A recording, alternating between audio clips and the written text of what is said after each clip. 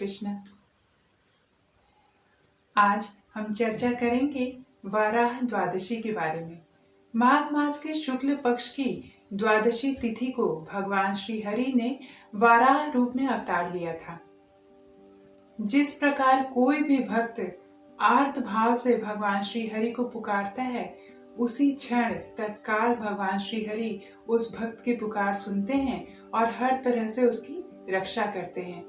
फिर चाहे वे गजेंद्र हों, माता द्रौपदी हों, ध्रुव हों या भक्त प्रहलाद हों, हर समय भगवान श्री हरि अपने भक्तों की करुण पुकार पे तुरंत आ जाते हैं और उनकी सहायता करते हैं। ऐसी ही सुंदर कथा है भगवान श्री वाराह देव की। बहुत समय पहले की बात है।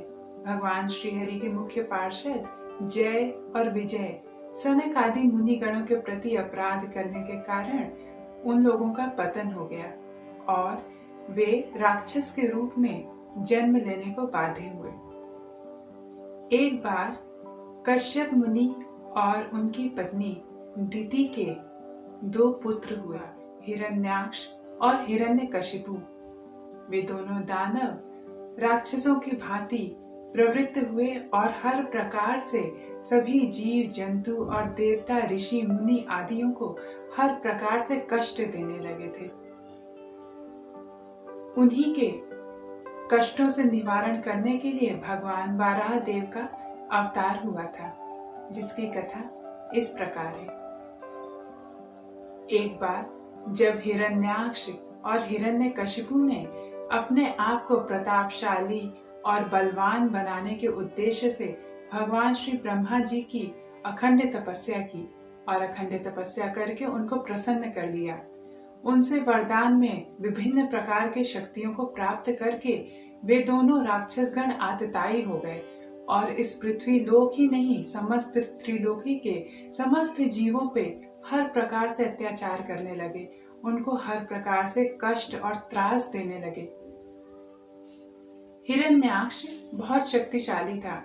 उसने यह बात समझ लिया कि पृथ्वी लोक के सभी साधु ऋषि मुनिगण बड़े बड़े यज्ञ और तपस्या करके भगवान श्री हरि को प्रसन्न करते हैं और यज्ञ और तपस्या के प्रभाव से ही उनके शत्रु इंद्र और देवता आदि गणों की शक्ति का वर्धन होता है। तो उसने ऐसा संकल्प लिया कि यदि मैं पृथ्वी को ही रसातल में डुबो दूं तो कोई भी यज्ञ कर्म नहीं होगा और इस तरह से उनके शत्रु इंद्र देवता आदि गण परास्त हो जाएंगे। हिरण्याक्ष ने ऐसा ही दुष्कर्म किया। उसने माता पृथ्वी को रसातल के प्रलय जल में ले जाकर डुबो दिया और वहां पर छुपा दिया। माता पृथ्वी के आलोपित हो जाने से सृष्टि का क्रम बिगड़ गया।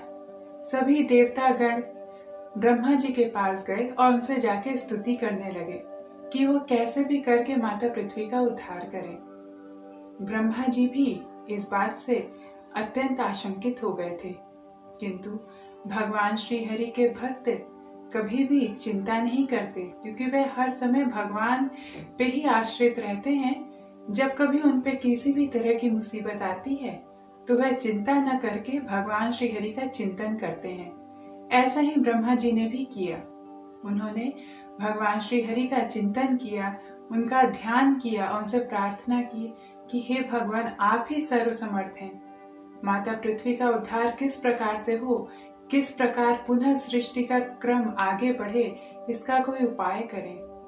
भगवान ब्रह्मा जी की स्तुति सुनकर भगवान श्री हरि बहुत प्रसन्न हुए और थोड़ी ही देर में ब्रह्मा जी के नासिका से एक सुंदर वाराह शिशु का प्राकट्य हुआ।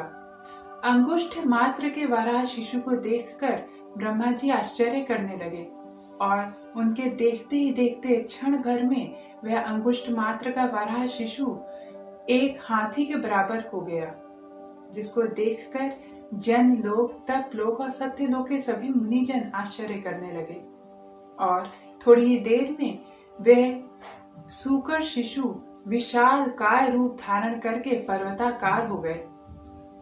वे थे भगवान श्री वाराह देव। भगवान श्री वाराह देव को देखकर ब्रह्मा जी आश्वस्त हो गए कि जरूर भगवान श्री हरि ही माता पृथ्वी का उद्धार करने के लिए और सभी प्राणियों के दुखों को दूर करने के लिए वराह रूप में प्रकट हुए हैं। भगवान वराह का रूप अद्भुत था। उनका कलेवर बहुत ही कठोर था, उनके बाल बहुत ही कड़े थे और उनके दाढ़ें सफेद थी और वह बहुत ही विशालकाय रूप धारण किए हुए थे। किंतु इतना अद्भुत रूप होने के बावजूद भगवान श्री हरि का रूप अत्यंत मनमोहक है और उनके समस्त भक्तों के चित्तों को हरण करने वाला है। माता पृथ्वी का उद्धार करने के उद्देश्य से वह गर्जना करने लगे। भगवान वराह देव की गर्जना बहुत प्रचंड थी, किंतु भक्तों और मुनिजनों के हृदय को आह्लाद प्रदान करने वाली थी और दानवों के हृदय को दलन करने वाली थी। भगवान श्री वाराह देव अपनी पूंछ उठाकर ऊपर आसमान में उड़े और उन्होंने अपने खुरों से आसमान को भेद दिया। बहुत ही तीव्र गति से जब उन्होंने जल में प्रवेश किया तो ऐसा लगा कि महान विस्फोट हुआ है और एक कोई बहुत बड़ा कलेवर साक्षात समुद्र का जल फाड़ते हुए उनके हृदय को भेदते हुए उनके रसातल में चला गया है। रसातल में जाकर भगवान वराह देव ने वहां पे पृथ्वी माता को देखा और उन्होंने अपने दाढ़ों पे माता पृथ्वी के विग्रह को उठाकर धारण किया और विजयी रूप में बाहर प्रकट हुए। उनके बाहर प्रकट होते ही सभी प्राणीगण, देवतागण, ऋषि मुनि भगवान वराह देव की जय जयकार करने लगे। बाहर आकर उन्होंने माता पृथ्वी को पुनः स्थापित किया।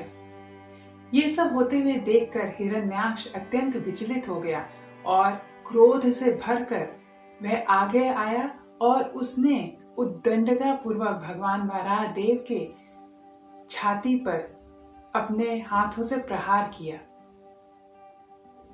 थोड़ी समय तक भगवान वराह देव और हिरण्याक्ष में युद्ध चलता रहा। पहले उन्होंने गदा युद्ध किया, उसके पश्चात गदा छोड़कर उन्होंने मुष्टि प्रहार करना शुरू किया। हिरण्याक्ष की ऐसी उद्दंडता देखकर भगवान थोड़ी देर उससे खेलने लगे और उसको मारने का अवसर दिया, किंतु आगे जाकर ब्रह्मा आदि देवतागण स्तुति करने लगे कि हे भगवान, ये हिरण्याक्ष अत्यंत आतताई है, इसका वध कीजिए। तो भगवान श्री हरि प्रसन्न हुए और उन्होंने अपना एक तमाचा हिरण्याक्ष के कनपटी पे दे मारा। भगवान श्री वराह देव के एक तमाचे से ही हिरण्याक्ष का वध हो गया। उसका शरीर छत विछत हो गया और उसके शरीर से रक्त की धाराएं बहने लगी और उसके प्राण पखेरु उड़ गए। चारों ओर दुदुम्बी बजने लगी और सभी देवतागण भगवान श्री वराह देव की जय जयकार करने लगे। भगवान श्री वराह देव की स्तुति करते हुए सभी लोगों के प्राणी अघा नहीं रहे थे।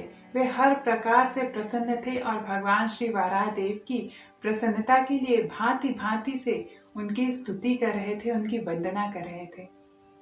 भगवान श्री हरि किसी भी अवतार में, किसी भी रूप में आए, वे हमेशा अपने भक्तों को हर प्रकार से प्रसन्नता ही प्रदान करते हैं। जो कोई भी मनुष्य भगवान वराह देव के अवतरण की इस कथा को भक्ति पूर्वक सुनता है, उसके ऊपर भगवान श्री हरि अति शीघ्र प्रसन्न होते हैं। जिस प्रकार भगवान वराह देव ने माता पृथ्वी का उद्धार किया और उनको पुनः ऐश्वर्य से संपन्न करके स्थापित किया, उसी प्रकार भगवान वराह देव के भक्तगण भी वराह देव के अवतरण काल की लीला को सुनते हैं, जिसके प्रभाव से वे हर प्रकार के ऐश्वर्य से संपन्न होते हैं तथा उनके ऊपर आई हुई अपरंपार कष्ट और मुसीबत भी दूर होती है। तो आइए हम सब लोग भगवान श्री वराह देव के चरण कमलों में प्रार्थना करें कि जिस प्रकार उन्होंने माता पृथ्वी का उद्धार किया, उसी प्रकार भव सागर में डूबे हुए हम जैसे पतित जीवों का भी उद्धार करें और हमको शक्ति दें कि हम अपने गुरु के आदेशों का पालन कर सकें और भगवान श्री हरि की प्रेमा भक्ति को प्राप्त कर सकें। हरे कृष्ण। हरे कृष्ण कृष्ण कृष्ण हरे हरे, हरे राम राम राम राम